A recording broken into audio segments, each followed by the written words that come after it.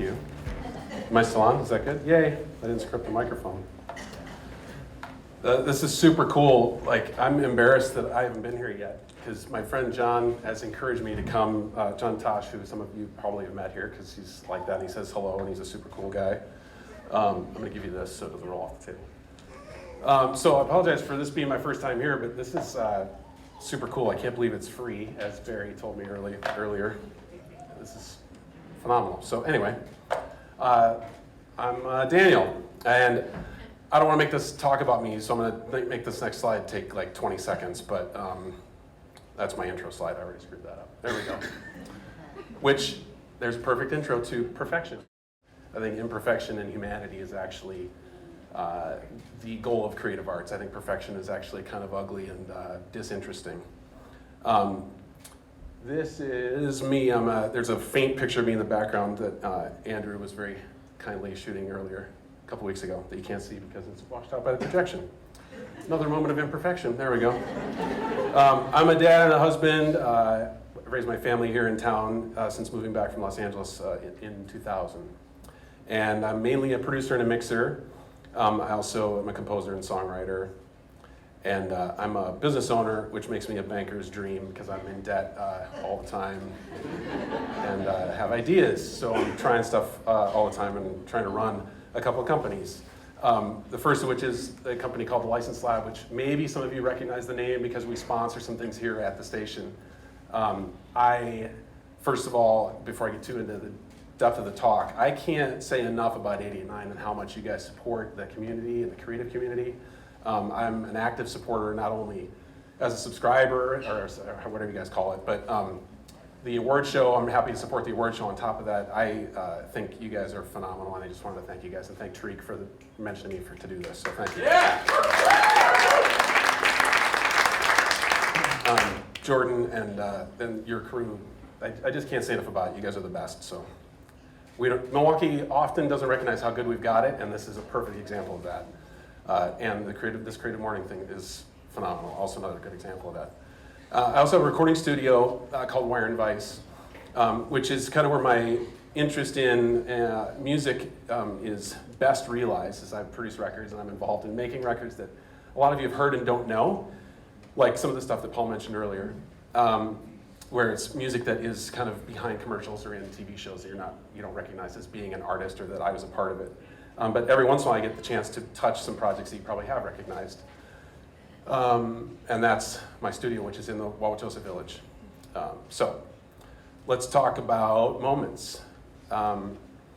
There's a definition that Paul and I were discussing before this talk that there's a couple parts of this that I think make a lot of sense in relation to the creative arts. There's a moment defined as a very brief period of time, which is a little while or a minute or an instant, a split second. But what's interesting to me in creativity is how that is conflated with the importance definition of a moment, which is significance or consequence or a weight, the concern. And I think we have the opportunity in the creative arts to connect with people through moments. And I think when those things align, it's when we really get a glimpse of the divine and something that's larger than any of us individually. I looked for some quotes. And I found this phenomenally hilarious quote from Kanye West. So I kept looking and found a better quote from somebody who I respect, Rufus Wainwright. I believe a lot of our lives are spent asleep, and what I've been trying to do is hold on to those moments when a little spark cuts through the fog and nudges you. I love that visual, and I love the idea that life, and kind of modern life being a fog and a din of noise and distraction, we all recognize, I think, in our own lives, those moments, whether it's a memory with family or a memory of a song meaning something to you, a moment in a movie. This to me really speaks about what a moment is in the creative life. I think it's a really good distillation of what that is. So, is it a mistake or a moment? I think this is an interesting conundrum as a producer, and I think, as I'll show you in a little bit, in any creative field. We have the opportunity to burnish the edges and to kind of sand down all of the rough spots of the stuff we're working on, no matter what our endeavor in the creative arts. I think doing that is oftentimes a mistake. There's a few people that can pull it off. There's a perfect sonic record that somehow works but isn't really the best example of it. There's a perfect Photoshop moment that somehow makes sense for the project it's in, but I don't think it's often the best use of Photoshop is to remove everything that's wrong about a photo. Same thing in all the other creative arts. So I thought I'd go through the history of music real quick, which is a hilarious statement. I'm not operating from a script, and that was it doesn't matter. Okay. Let's review the entirety of the music history here for a second. We've got, in my opinion, one of the greatest records ever made, the White Album by the Beatles in 1968. This is, I think, I want to play for you a couple examples of things that were and have often been considered mistakes, but I would say are some of my favorite moments in records, and I would argue a lot of you probably are going to hear one that you might like and maybe didn't even recognize it wasn't intentional. These are things that the producer of the band performed or had happen, and they decided to keep it because it became a moment. I think that's a really interesting part of creativity, is when you recognize that something spontaneous happened and you don't remove it, you don't mute it, you don't cut it, you don't blur it. So this is Helter Skelter. At the end of Helter Skelter, Ringo was pissed off because the producer in the band made him play this song 18 times. And he yelled this.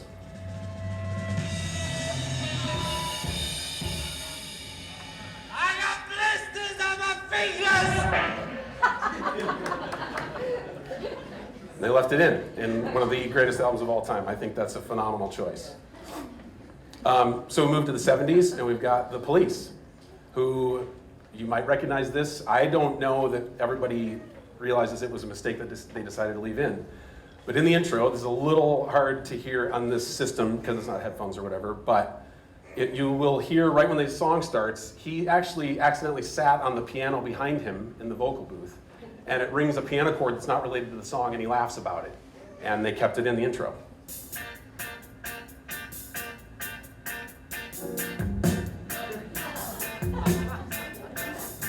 So now every time you hear that song, you'll be hearing that moment.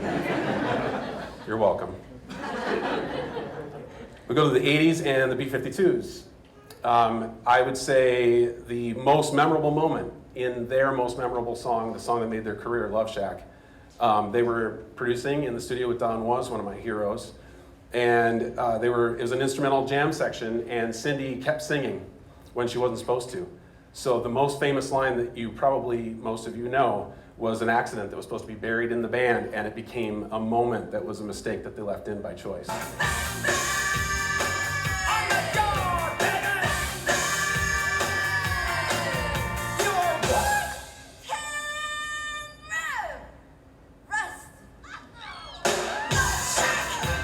That was a total mistake. Yep.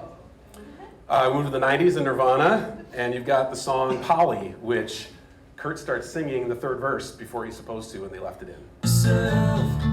Want some help, please myself. Polly said, Polly says her back hurts. And they left it in. Radiohead a couple years later. This is one of my favorite sonic bits in a record ever.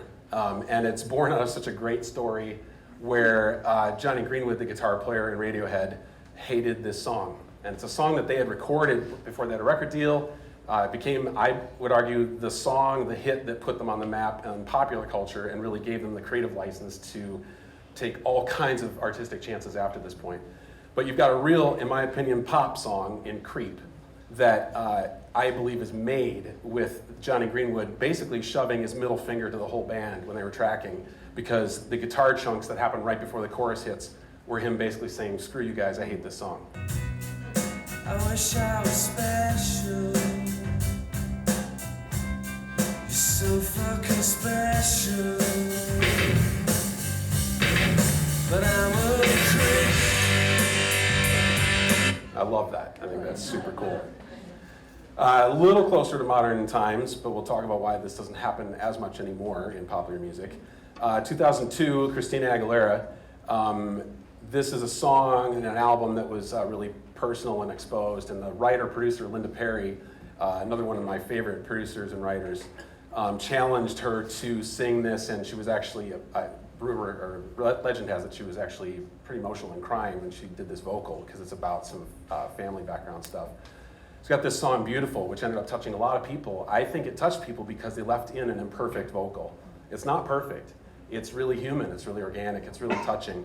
And Dave Pensato mixed this song. He chose, we have tools available now more so than 15 years ago, but even then, he could have cleaned up this outro and made it really clean and removed a moment that was what happened when she sang it. And that is, on the outro to this song, you can hear her headphones bleeding. You can hear the guide track and the click track when she's like basically the end of the song and breaking down a little bit. It might be a little tough to hear here. If you can't hear it on these speakers, I encourage you to go listen to this song. I think this moment puts this song in a completely different category for me. And it might be why you've resonated with this song and never even realized it. But I thought I'd play it for you just in case you guys can pick it out. It's right when she finishes her last word, you can hear there's some clicking and a little background noise, and they left it in intentionally. Don't you bring me down today.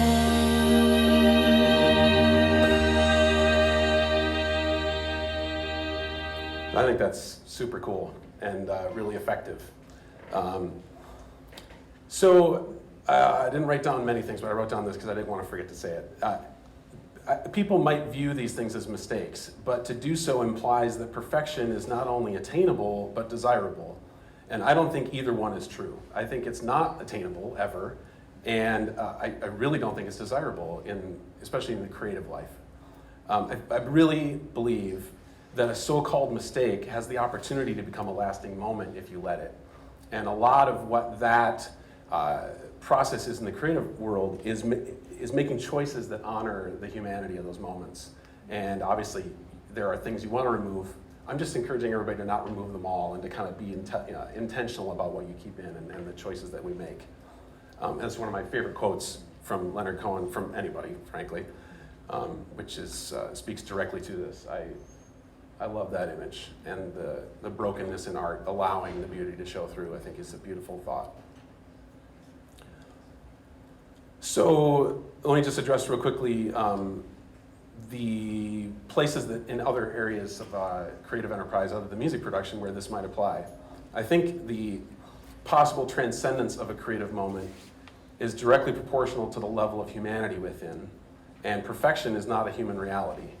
Being genuine, vulnerable, transparent, and real, these things resonate for the very reason that they provide a connection between us humans, who for the vast majority of our modern lives like to filter and edit and present a so-called more perfect version of ourselves online, and especially in our creative lives. So I would just encourage us all to consider where this would apply in your discipline. There's my buddy.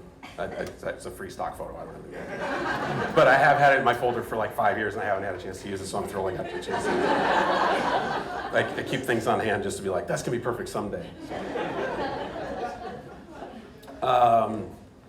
Okay, so there's a couple items here. We've already gone over one in music production. I think the ability to edit and tune everything in music production is just soul-sucking, and I encourage anybody here in the world of music to let your so-called flaws be visible sometimes, because I think it allows your fans and people that enjoy music to connect with you on a level that perfection is just, it's like fluorescent lighting. It's just nobody likes it. It doesn't make anybody look good. Nobody wants to sit underneath it. You don't have your photo taken under it.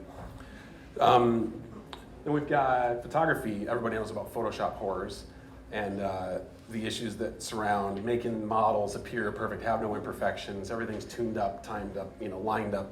And I think the rise that we're seeing in the advertising world of real people and real models, I think is a direct counter to 15, 20 years of overusing Photoshop. You get the world of filmmaking where oftentimes there's no room for mistakes. You've got autocratic directors who won't allow for moments to happen and let them be a part of the story. One of my favorite modern directors, Jason Reitman, says, filmmaking is a completely imperfect art form that takes years, and over those years, the movie tells you what it is. Mistakes happen, accidents happen, and true great films are the results of those mistakes and the decisions that those directors make during those moments. I think recognizing the people we're working with, the collaborators we're working with, have their humanity to bring to these our enterprises as well. I think it's good to recognize those in the moment. Architecture and design, I geek out about this stuff, and it drives me nuts when things are beautiful but completely unusable from a user experience perspective. Recognizing that human beings are going to use objects and buildings is an important part of this process. Obviously, I'm preaching to the choir if you guys are in these fields. I know that you know this. I'm just encouraging you to maybe think about the way things are going to be used and the way they're going to touch people as opposed to how they look in a design annual, you know? Advertising, God help me if I produce another spot where there's 15 people in the room trying to justify their paycheck. It's like, it's a horrible way to make a living, I tell you. I mean that, I hate it, I really do. I love working in advertising, but I like working with visionary people who want input from music people and who want input from people that are fans of their product. I can't tell you how many times a phenomenal idea that did really well gets submitted to a committee or to testing, and they're like, yeah, it's just a little too, edgy and dangerous, and you're just like, there's too much noise, or it's the equivalent of, having to Photoshop everything out of it or having to edit and tune up all the vocals on a project. I think it's just, you lose an opportunity. And in fashion, I hope everybody knows about the beauty myth and the movement surrounding it and the book written about it.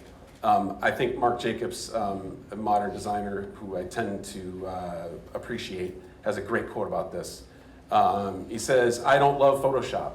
I like imperfection. It doesn't mean ugly. I love a girl with a gap between her teeth versus perfect white veneers. Perfection is just boring. Perfect is what's natural or real. That is beauty. I think natural and real are too often compromised for the sake of perfection.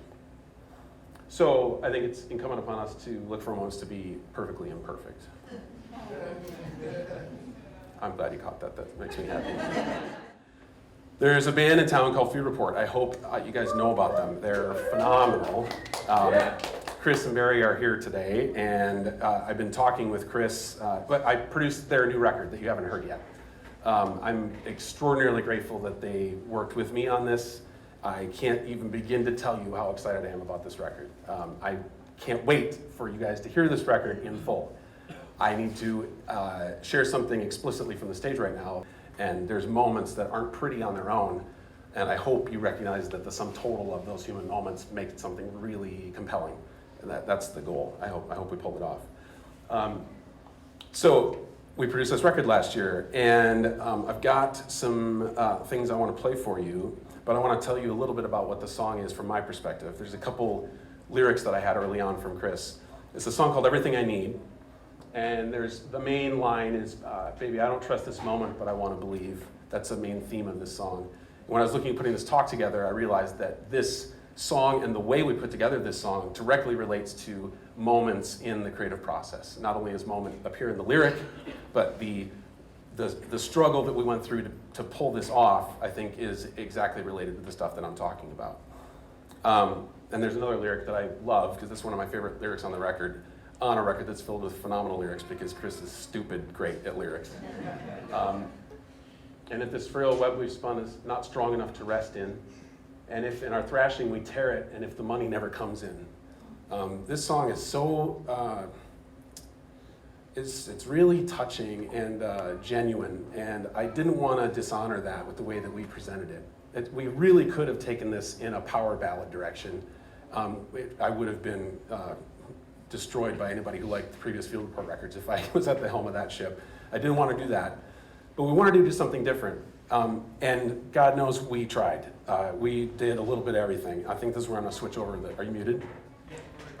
Yeah. All right, I'm going to play you guys some audio out of this thing. Because we tried a little bit of everything on this to get this song to work. And by that I mean my job. The song is great on its own, but if you guys ever go hear Chris play solo or with the band, you can hear it on its own, but the record is a different thing. And this is some of the stuff that we tried. So let me play a couple these vocal moments first, because I want to show you what a vocal sounds like without all the stuff on it. And this song in particular, we left things raw and emotional. And I think that's evident in Chris's delivery. I've got two little vocal bits to play for you. Get these queued up here. Here's the first line. Baby, I don't trust this moment, but I wanna believe. And if this frail web we've spun is not strong enough to rest in,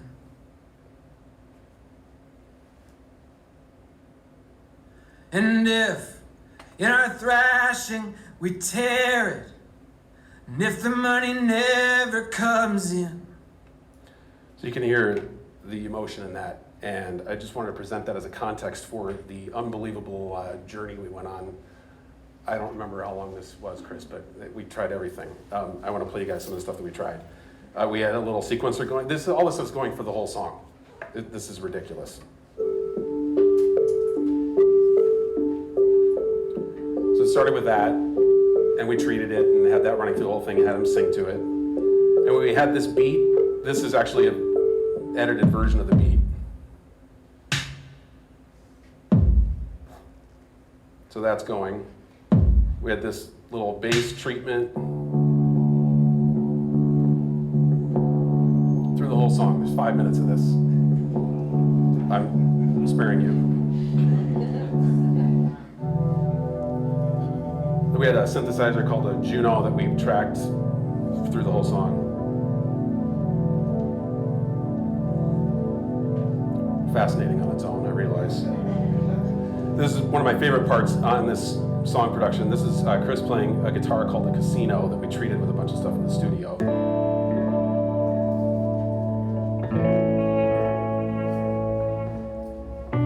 But again, those little creaks and moments, I can clean all that up in the studio. We could have made that perfect, and we didn't. Right? And we got a crappy sounding piano.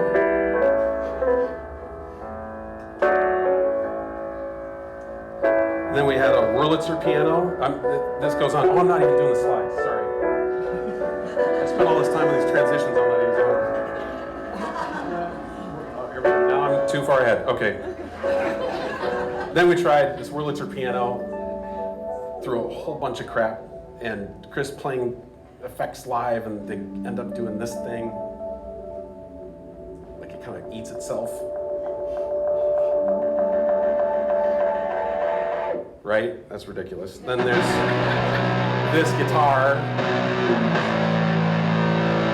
which for fans of the first two Field Report records, you're welcome, I guess. I don't know. This is going to be interesting.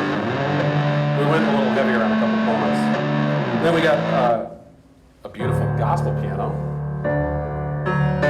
Again, all of this is through the whole song because we didn't know what we were doing. We didn't know what we were looking for. We were looking for a moment, and this song is about a moment that I'm going to show you here at the end of this. Piano gospel. Okay, then we got this cool guitar that Chris got called the Mule, which sounds like ass on its own. I mean, the most beautiful kind of ass. That's just not gonna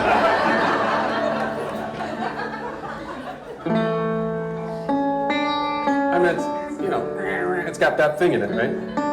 Then, what better to do but take an ugly sound and put it through an amplifier, so we tried that.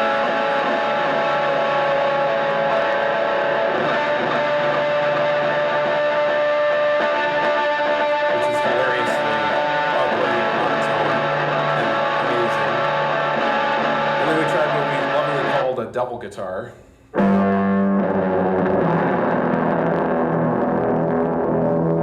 Again, most of these tones are going through the entire song. We had a pass of drums treated as percussion. Some sort of tribal Paul Simon thing. I don't know what we were doing. That's Shane on the kit. And then, even more hilariously, we have a thing called drum chaos. You won't believe me that this is through the whole song. This is through the whole song.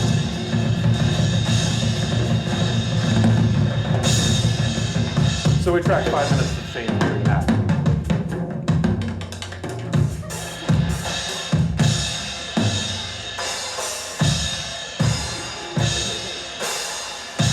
Which is awesome. I love that.